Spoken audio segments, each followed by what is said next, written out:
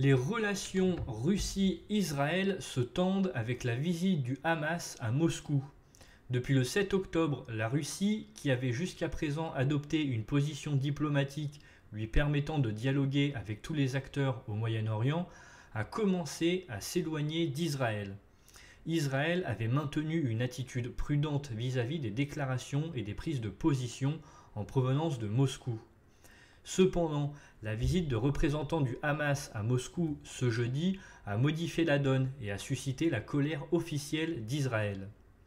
La Russie avait contacté le Premier ministre israélien Benjamin Netanyahou une semaine après les attaques pour exprimer ses condoléances aux proches des victimes, un geste inhabituel avec un pays considéré comme un partenaire proche.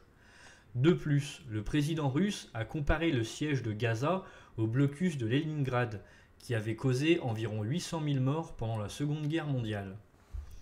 La visite du Hamas à Moscou a fait franchir une ligne rouge à Israël, qui a déclaré via son ministre des Affaires étrangères qu'il considérait l'invitation de hauts responsables du Hamas à Moscou comme une mesure obscène soutenant le terrorisme et légitimant les atrocités des terroristes du Hamas. Le mot terrorisme est apparu pour la première fois dans les discours de Vladimir Poutine il y a 2 jours. Lors d'une réunion avec des représentants religieux, le président russe a déclaré « La Russie a connu et sait ce qu'est le terrorisme international ». Il a ajouté « Je tiens sincèrement à exprimer mes condoléances aux familles des Israéliens et des citoyens d'autres pays dont les proches ont été tués ou blessés lors de l'attaque du 7 octobre ». À aucun moment, Vladimir Poutine ne nomme le Hamas ni ne le tient responsable. Le Hamas n'est d'ailleurs pas désigné comme une organisation terroriste par Moscou et se rend régulièrement dans la capitale russe. Il convient de noter que les talibans sont qualifiés de terroristes par la Russie, mais leurs délégations se rendent également régulièrement dans le pays. Il était présent au Forum économique de Saint-Pétersbourg en juin 2022 et 2023. Pour répondre à la diplomatie israélienne, la Russie a choisi 2 canaux en exprimant une condamnation du terrorisme en termes généraux.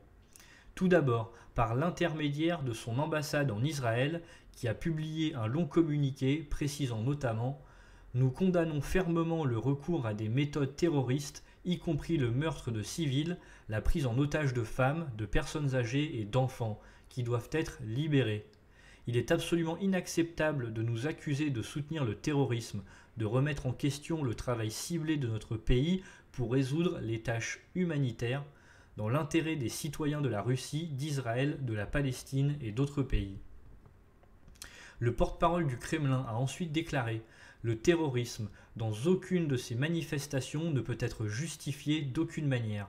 Cela correspond absolument à notre position constante qui a été exprimée à plusieurs reprises par le président de la Russie. Quant à la bande de Gaza, il y a effectivement une catastrophe humanitaire en cours qui fait l'objet de l'attention et de la plus profonde préoccupation de presque tout le pays, a déclaré Dmitri Peskov.